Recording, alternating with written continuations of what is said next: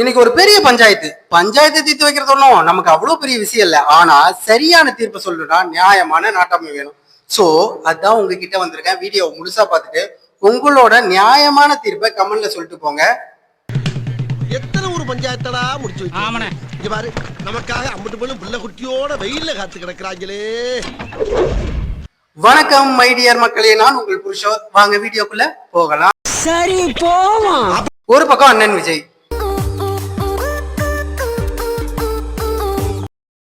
இன்னொரு பக்கம் அண்ணாமலை அண்ணன் திரு அண்ணாமலை அவர்கள்.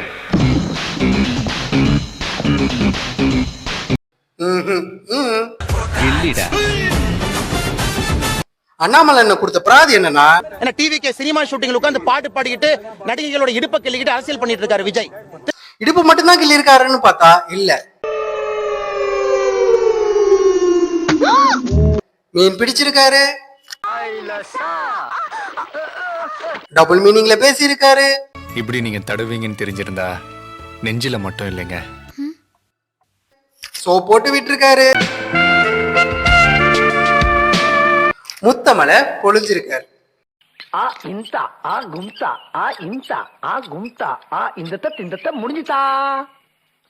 இன்னும் சொல்லலாமா? வேணாம், வீடியோ 18+ கண்டென்ட்டா மாறிடும். இன்னைக்கு என்னெல்லாம் பண்ண போறாரோ. இதை எல்லாத்தையும் ஒரு ரசிகனா நான் முட்டு கொடுக்கலாம், ஆனா தொண்டனா முடியாது. நாங்க ரசிகன், நாங்க யாரும் உங்களுக்கு காட்டுறோம். ஒரு தலைவனோ தலைவனாக வேண்டிய எண்ணம் கொண்ட ஒரு மனிதனோ ஒரு பெண்ணை போதைப் பொருளாவோ காட்சி பொருளாவோ இல்ல அரைகுறை ஆடையோட அணிஞ்சுக்கிட்டு மத்த ஜெனரேஷனை கெடுக்கக்கூடிய ஒரு விஷயத்தையோ செஞ்சிருப்பாங்களா? செஞ்சிருந்தா தப்பு தானே. அது யாரா இருந்தாலும் தப்பு தான். செஞ்சுக்கிட்டு இருக்கவங்க எல்லாமே தப்பு தான். தப்புங்க. எங்க பிள்ளைங்க எல்லாம் பயங்கரம். இத மனசுல வச்சுக்கோங்க. உங்க தீர்ப்பை சொல்றதுக்கு முன்னாடி நான் ஒரு பக்கம் மட்டும் பேசுறேன்னு நினைக்காதீங்க, இன்னொரு பக்கம் போலாம்.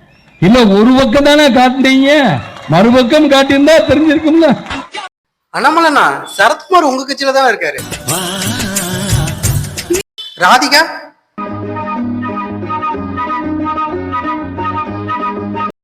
அப்புறம் நம்ம நமிதா,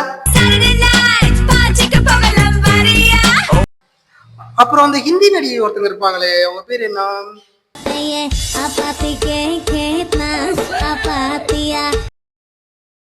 இவங்களெல்லாம் அவங்க கட்சியை விட்டு தூக்கிடுவீங்களா?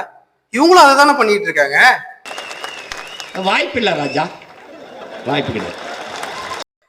சோ இங்க நான் தப்பு, என்னை விட நீ தப்புன்னு ஒருத்தர் மேல ஒருத்தர் சாக்கடையை வாரி வீசுறத விட்டுட்டு மக்களுக்கு என்ன நல்லது பண்ணணும்னு யார் யோசிக்கிறாங்களோ அவங்கள தானே தலைவனா ஏத்துக்க முடியும்.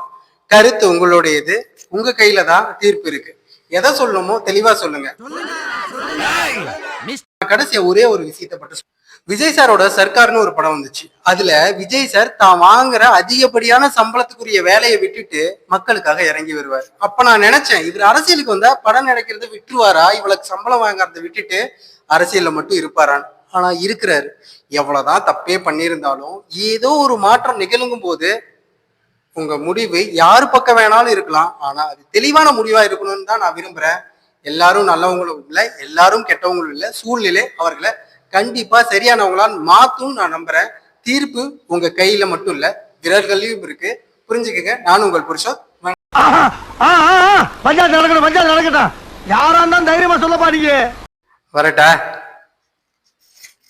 நீதி வழங்கும் போது அண்ணன் தம்பி சொந்தம் பந்தம் பணக்கார ஏழை எதையுமே பார்க்க கூடாதுடா. நாயத்தை மட்டும் தான்டா சொல்லணும்.